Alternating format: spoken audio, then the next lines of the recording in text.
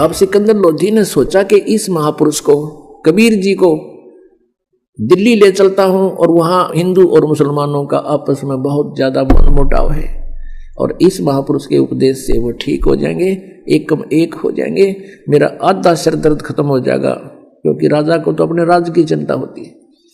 तो प्रार्थना की कि प्रभु आप दिल्ली चलिए मेरे साथ और वहां भी उपदेश दीजिए, वहां बहुत बुरा हाल हो रहा, आपस में हिंदू और मुसलमानों के झगड़े होते हैं। परमेश्वर ने कहा भी हम ऐसे किसी के साथ नहीं चला करते, जो हमारा शागिर्द हो जाता है, शेष हो जाता है तो हम चलते हैं, अन्यथा हम किसी से बात नहीं करते हैं, हम उनके साथ नहीं जाते हैं। सिकंदर लोधी ने कहा भगवान आपका दिया जीवन है, मैं आपका शिष्य बनना चाहता हूं। परमेश्वर ने कहा कि मांस नहीं खावेगा और तेरे पूरे प्रदेश में, तेरे राज्य में कोई जीव हिंसा नहीं होनी चाहिए, और प्रतिबंध लगा दे कोई मांस नहीं खाएगा, जीव हिंसा नहीं करेगा, कोई शिकार नहीं करेगा। अब सिकंदर लोधी ने कहा प्रभु आपका दास तो हाजिर है, जो कहोगे वो करूंगा, लेकिन ये प्रतिबंध मेरा चलेगा नहीं, मैं लगा अवश्य दूंगा, मेरी कोई नहीं मानेगा और मेरे राज्य में भी उथल पुथल हो जाएगी, क्योंकि मुसलमान लोग इतने भ्रमित हो चुके हैं, ये मांस को एक जो भोग लगाते हैं उसको प्रसाद रूप में लेते हैं, और जो आप कहो वैसे आज्ञा होगी। परमात्मा बोले पर तू एक काम करिए, तू नहीं खाएगा। बोला जी मैं नहीं खाऊंगा मांस, आज के बाद टच भी नहीं करूंगा, और दो साधना आप बताओगे मैं वैसे ही करूंगा, और मरता क्या नहीं करता। तो परमात्मा कहा ठीक है मैं चल लूंगा तेरे साथ। उधर से सिकंदर लोधी का जो गुरु था शेख तकी, वो रेस्ट हाउस में ही रह गया था, और सिकंदर लोधी के साथ वो रामानंद जी के आश्रम में इसलिए नहीं गया था कि मैं इन हिंदू काफरों के मंदिरों में नहीं जाता, इनके आश्रमों में मैं नहीं जाता, क्योंकि मैं श्रेष्ठ हूं। और यह श्रेष्ठ वाली बीमारी जीव न मारे, यह श्रेष्ठ तो एक ही है, उत्तम पुरुष है तू अन्य, वो श्रेष्ठ तो वो परमात्मा ही है, बाकी अपने आप में श्रेष्ठ का है वो उसकी भूल निरी है, वो बहुत भूल में है, गलती में। अब शेख तकी रेस्ट हाउस में रह गया था काशी में, फिर वापस आ गए सारे, सिकंदर लोधी भी, वीर सिंह और साथ में कबीर परमेश्वर, आगे बैठा वो दूसरा पीर। तो सिकंदर लोधी ने अपने धार्मिक पीर पहले वाले गुरु से कहा कि शेख तकी आज मेरी खुशी का ठिकाना नहीं, मेरा रोग दूर हो गया, ये अल्लाह आए हैं, ये खुद परमात्मा उतरे हैं।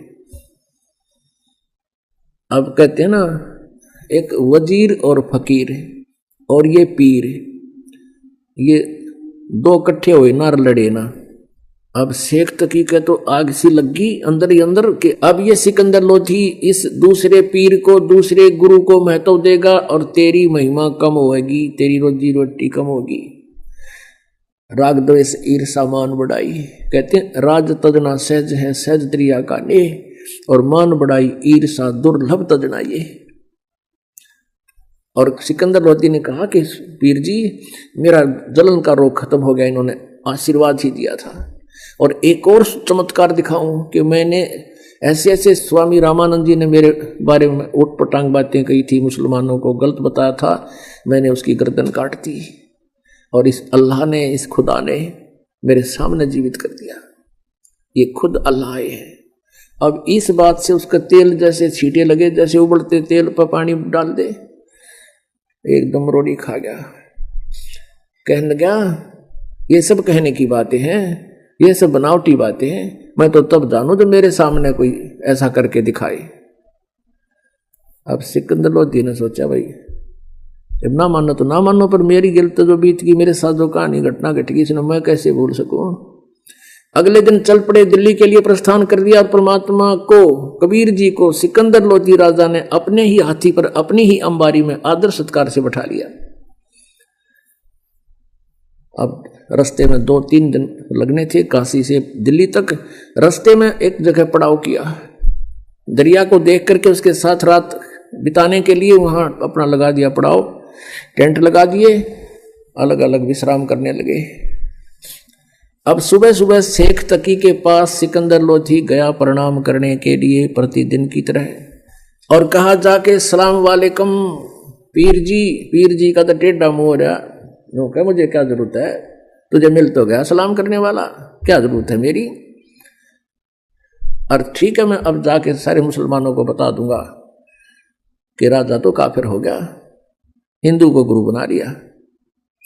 अब सिकंदर लोधी के पांव तले की धरती खिसकी कि जाते काम करेगा, और मानना ना सुनता नहीं कती। सिकंदर लोधी ने कहा पीर जी ऐसी क्या गलती होगी कि तुझे तो भगवान मिल गया, अल्लाह मिल गया, अल्लाह आकार में आने लग गया है, हमारे मुसलमान धर्म के विरुद्ध तू बातें कर रहा है। और केवल हमारे हजरत मोहम्मद जी ने ही एक गाय को जीवित किया था, एक बकरे को जीवित किया था।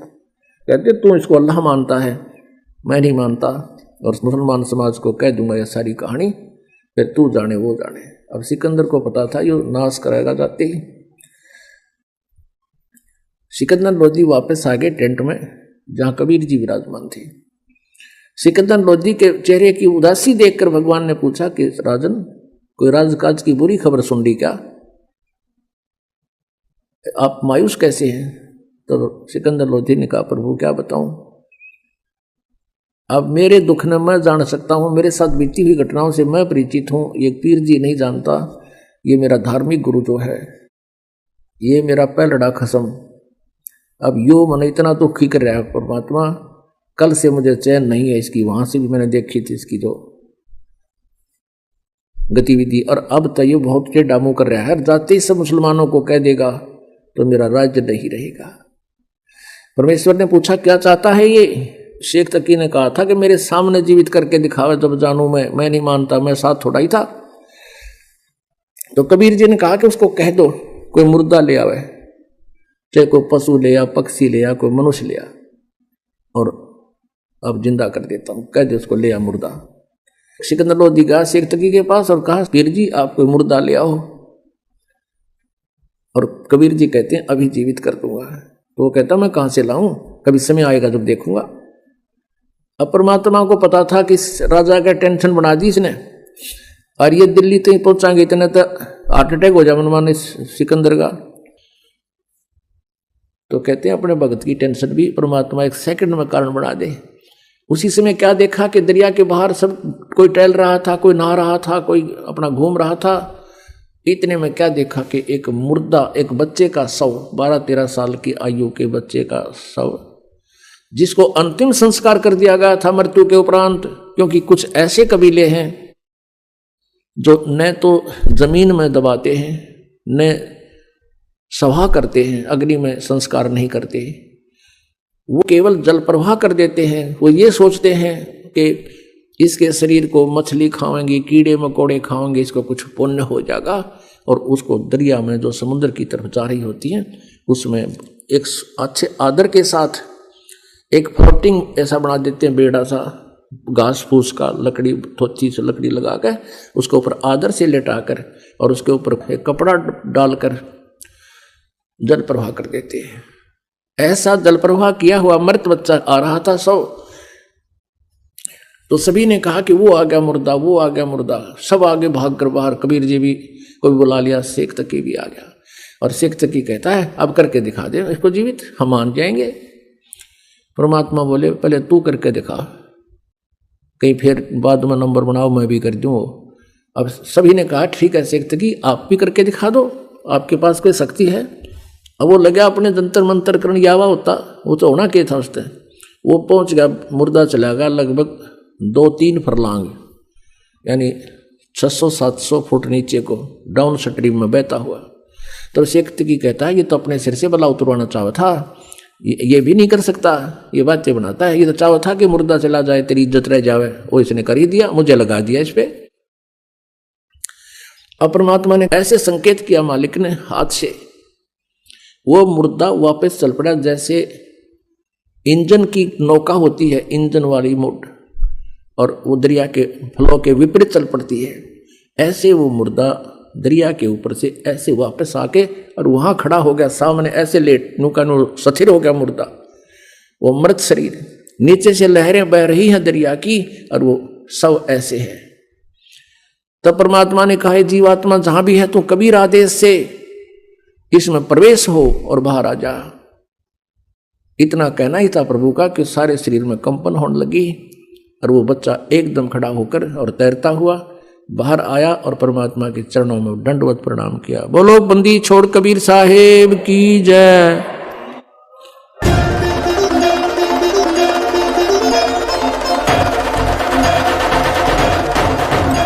गगन मंडल से उतरे सतगुरु सत्य कबीर, जलज माही पौढ़न किए दो दीनन के पीर। जगत गुरु तत्वदर्शी संत रामपाल जी महाराज के पावन सानिध्य में परमेश्वर कबीर साहिब के प्रकट दिवस के अवसर पर 20, 21 व 22 जून 2024 को नेपाल सहित भारत के 11 सतलोक आश्रमों में 3 दिवसीय महासमागम का आयोजन किया जा रहा है। इस पवित्र अवसर पर आदरणीय संत गरीबदास जी महाराज की अमृतमय वाणी का 3 दिवसीय अखंड पाठ, विशाल भंडारा, विशाल सत्संग, आध्यात्मिक प्रदर्शनी और निशुल्क नाम दीक्षा का आयोजन किया जा रहा है। साथ ही दहेज मुक्त विवाह, रक्तदान शिविर व नशा मुक्त जागरूकता अभियान जैसे समाज सुधार के कार्यों का आयोजन भी किया जाएगा, जिसमें आप सभी को इस विशाल अद्वितीय भंडारे में सादर आमंत्रित किया जाता है। इस महासमागम के आयोजन स्थल का पता है सतलोक आश्रम धनाना धाम, सोनीपत, हरियाणा। इस कार्यक्रम का सीधा प्रसारण साधना टीवी चैनल, संत रामपाल जी महाराज यूट्यूब चैनल और स्पिरिचुअल लीडर संत रामपाल जी महाराज फेसबुक पेज पर सुबह 9:15 बजे से देख सकते हैं।